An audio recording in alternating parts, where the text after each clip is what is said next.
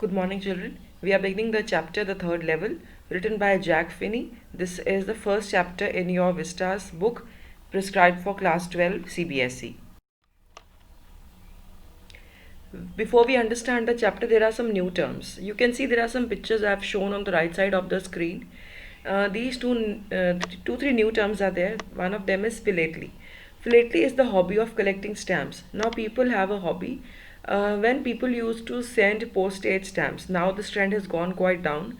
But still, our postage department also releases stamps. Stamps, you can see there are stamps on all these pictures. These are the British ones, the American ones, but the ones we have, event wise, if somebody's achievements have to be publicized, they do it by releasing stamps on that name. If you remember in the chapter Indigo, I had shown you a stamp released on the name of Rajkumar Shukla.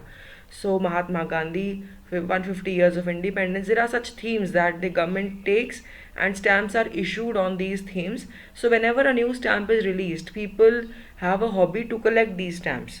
This hobby is called philately. First day covers. I haven't seen this hobby in India as such. Possibly it is there, but in this chapter we are told about it.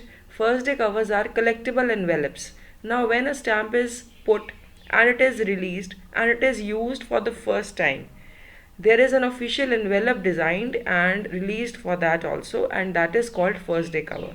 So, that is an envelope which carries a new set of stamps cancelled by a first day of issue postmark. This stamp is cancelled also because it is issued as a postmark. Collecting first day covers is a fun. So people like to collect it.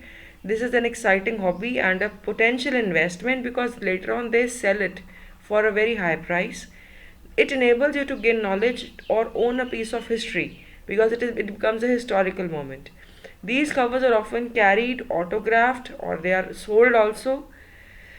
Covers have flown on Concorde, travelled with the QE2 and performed with red arrows. This shows the, you can say, esteemed status that they own. There are special flights to carry them. They are, they are performing, they are showing their presence to earn money. Many of such first day covers has also been signed by relevant famous people, including film stars and sports persons. Time travel is the next term that you need to know. Most of children in class 12 would know about what is time travel and that it has not been proven as yet. Time travel is when somebody has traveled to time either in past or in future, then you change your time and position. Your position may be same but it would be in some other time, it would be the past or future. You can shift yourself from the present. So in this chapter something like time travel also happens. The main character Charlie, he has a hobby of philately and collecting first day covers, and how he travels to the past. Why does he do so? Does he do it actually or not? Or who else does it? That is all what we are going to come to know in this chapter, the third level. We are beginning the reading of the chapter third level by Jack Finney.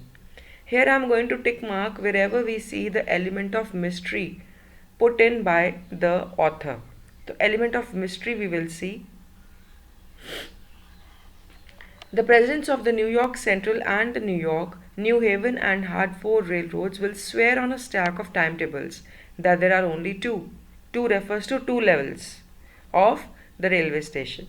These are the people जो उन्होंने यहाँ पर बोले हैं, three names. These are those, you can say, authorities or organizations or maybe management people who will say that no, there are only two and only two levels of the station. But I say, author narrator Jack Finney, here he is narrating as Charlie. So narrator is Charlie. Charlie says that I know that there are three. I have been there. I've been on the third level of the Grand Central Station. Yes, I have taken the obvious step. I talked to a psychiatrist friend of mine, among others, and I told him about the third level at Grand Central Station, and he said that it was a waking dream wish fulfillment. अब हुआ क्या? Whenever he tells this to Sam, you will come to know later that he is a psychiatrist and he is a friend of this man Charlie. Point to note here is that his name has not been told. It has just been told that he has a psychiatrist friend. So the author, narrator, Charlie meets Sam, psychiatrist, and he tells him about his expedition at the third level. Psychiatrist hai, so he says that no, third level is nothing. It is just you are walking in a dream. You are watching a dream. You are viewing a dream while you are very much conscious, and you are fulfilling that dream. That is the only reality of the third level. He said I was unhappy. He declared that Charlie was looking for some happiness. That made my wife kind of mad. But he explained that he meant the modern world is full of insecurity, fear, war, worry, and all the rest of it, and I just want to escape. I have marked these points in blue. This is going to be useful in creating the theme that Charlie tends to escape the reality. See the second box. Narrator defends his time travel. अब यहाँ पे वो time travel करेगा, time travel to third level, जहाँ पे वो बारी बारी जाता रहता है. He and this is more of a hallucination according to the psychiatrist, that it is just an illusion. This thing is what that gives us a theme of the chapter, that people want to escape from their real life because there are so many fears. Well, who doesn't? That is why Charlie says that everyone escapes fears. Everybody I know wants to escape, but they don't wander around into any third level at the Grand Central Station. He says, but people don't go and they don't keep on walking around levels like the third level. I do that, but that is not to escape. But that's the reason, he said, and my friends and all agreed. Everything points to it, they claimed. My stamp collecting, for example, that's a temporary refuge from reality. Even they claimed that philately is a refuge from reality. They are not taking it just as a hobby. They are blaming him that he wants to escape the reality, doesn't want to enjoy the present. So he collects something that relates to the past. And for this, they say that he is escaping, he wants to run away. Well, maybe, but my grandfather didn't need any refuge from reality.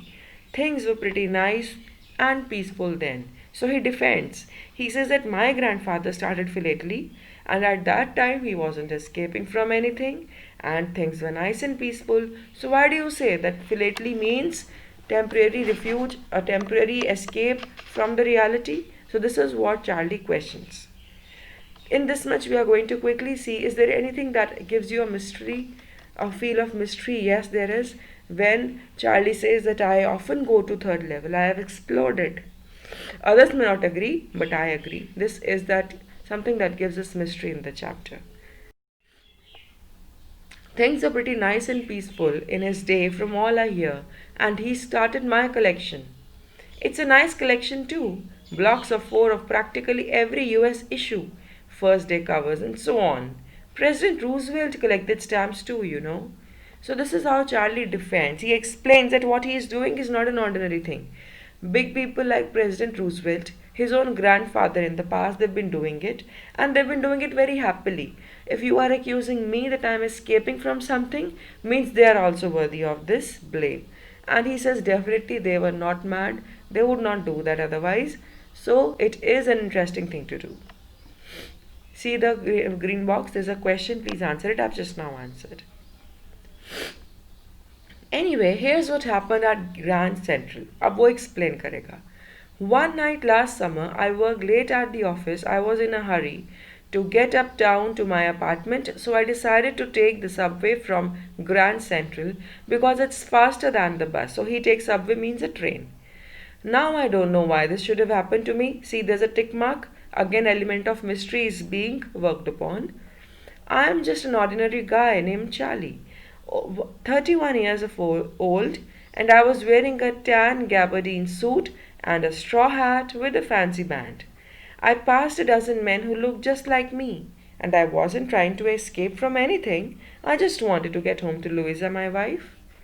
Now, element of mystery added, and then he's explaining his dress. Why is he doing that? You'll come to know later. He's telling us about his age, what he's wearing. Gabardine is a kind of fabric, and his hat, and he's passing so many people who look like him. Who look like him is a point to note. Later on, he'll tell us that he did not exactly look like the way he was dressed. I turned into Grand Central from Vanderbilt Avenue and went down the steps to the first level where you take trains like 20th Century. It's the name of a train. So he goes on walking into the Grand Central. We have seen that he walks through the first level. Then I walked down another flight to the second level where the suburban trains leave from, ducked into an arched doorway heading for the subway, and got lost. Getting lost here is he is going to enter into a place where others cannot find. That's easy to do. I've been in and out of Grand Central hundreds of times, but I'm always bumping into new doorways and stairs and corridors. Can you see the element of mystery, children?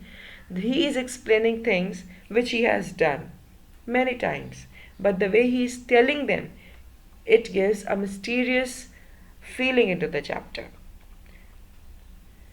Once I got into a tunnel about a mile long and came out in the lobby of the Roosevelt Hotel.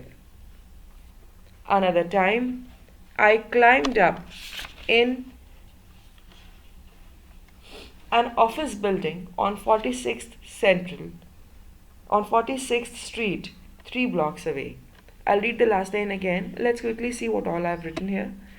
Now, narrator has a tone of self-defense whenever he talks about the third level. He says that he is not escaping anything, and at the same time he tells that he is doing what others could not do. It is very easy. He tells us how he is going to explore the third level now, and he is defending that he just wants to reach home to his wife. But at the same time we know that he goes to a place where his wife is not there at all. He loses his way when everyone knows that there is nothing beyond the second level, why he should be going there. But he goes there, he finds a new way, and then he tells us that it is an easy thing to do because he has done it often.